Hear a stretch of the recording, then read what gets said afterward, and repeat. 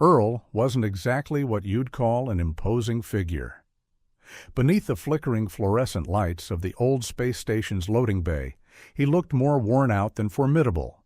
Lean, gray around the temples, jumpsuit perpetually smeared with grease, and a half-burned cigarette dangling from his mouth.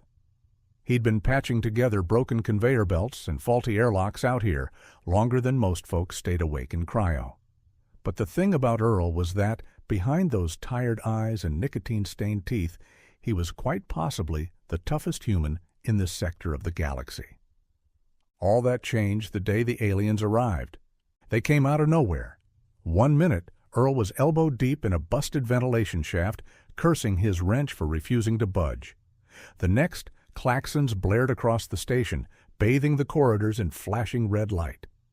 Over the intercom, some panicked voice barked, "Unidentified craft docking! Everyone stand by!" Earl rolled his eyes, spat out the stub of his cigarette, and immediately lit another. "Perfect," he muttered, flinging his trusty wrench onto a nearby workbench. "Just when I was about to take a break." He snatched his tattered utility belt off a hook, stuffed with screwdrivers, pliers, and a rag to wipe the sweat and grime off his face, and headed for the docking bay. When the alien ship's doors hissed open, out stepped 3 bug-eyed beings, each taller than Earl by a head, with spindly limbs and metallic exoskeletons that gleamed like polished silver. Their flat, inky black eyes scanned the station's interior with unsettling calm. The largest alien opened its 3-pronged mouth and uttered a series of guttural clicks, like a handful of marbles clattering in a jar. Earl couldn't understand a lick of it, but he figured they weren't here for tea. He took a deep drag from his cigarette and exhaled slowly, smoke curling around his weathered face like a dragon about to breathe fire. Then, in a voice that dripped with the sort of world-weary confidence only a lifetime of near-death experiences could grant, he said, "I don't know what you're after, but this station ain't for sale." The aliens tensed. One brandished a strange baton, crackling with eerie turquoise energy. Another pulled some translator device from a pouch on its gleaming belt.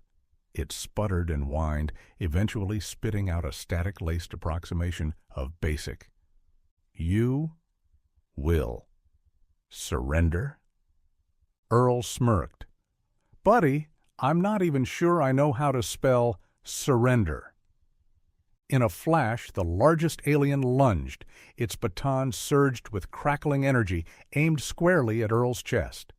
Without blinking, Earl whipped out a battered hydrospanner from his belt and parried the blow.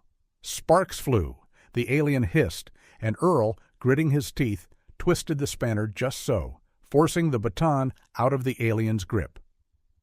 "Not a great plan, pal," Earl growled, his cigarette dangling precariously at the corner of his mouth. The second alien lunged in, claws scraping against the station's metal floor, but Earl was faster. He ducked low, hearing the whoosh of the alien's arc blade whiz past his head. In the same motion, he rammed a swift elbow into the alien's midsection. The creature staggered back, stunned.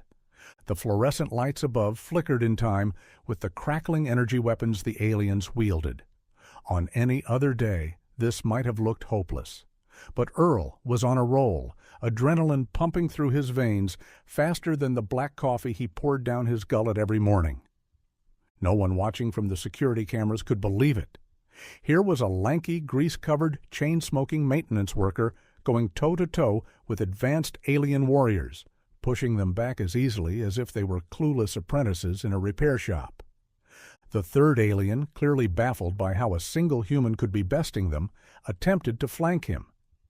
Earl sensed its movement in his peripheral vision.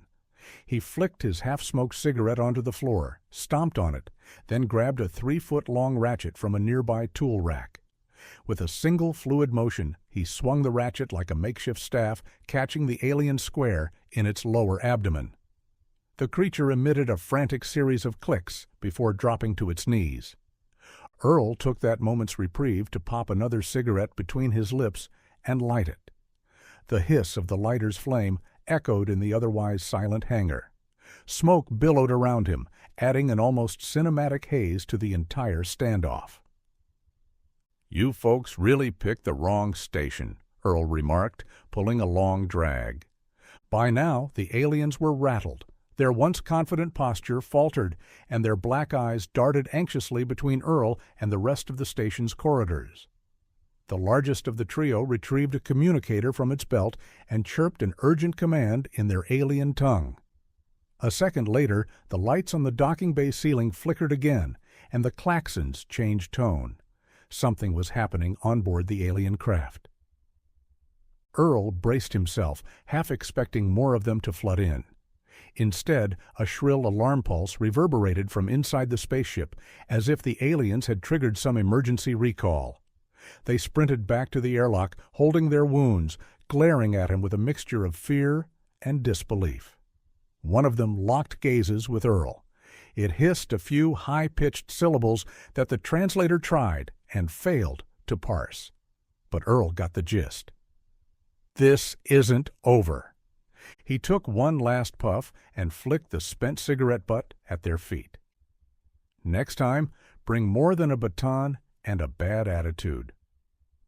The aliens disappeared into their vessel, and the docking clamps released.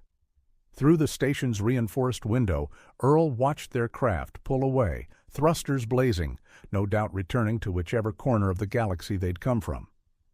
He couldn't help but chuckle. The adrenaline was still coursing through him, but a part of him was already thinking about the next maintenance job. A jammed airlock door, a leaky coolant pipe, something far more mundane. Behind him, a small group of station personnel had gathered, eyes wide, jaws slack. None of them had lifted a finger during the whole brawl. None of them had dared interfere. Yet here was Earl, flipping his lighter shut, surveying the damage with the nonchalance of a guy who'd seen it all and done it twice. "You okay, Earl?" ventured a young technician, voice trembling with awe. "Never better," Earl said, lighting one more cigarette. He took a long drag, savoring the smoke. "Now let's see if I can finally fix that ventilation shaft without any more interruptions." He walked away, leaving a trail of stunned silence behind him. Then the chatter began. Rumors of how a seasoned, chain-smoking maintenance worker had single-handedly sent 3 alien warriors running home with their tails between their legs. Word would spread far and wide, jumping from station to station, eventually reaching the ears of anyone who'd care to listen. If you ever cross paths with Earl, chain smoker, jaded mechanic, absolute badass, don't let his worn-down overalls fool you. Underestimate him at your own peril.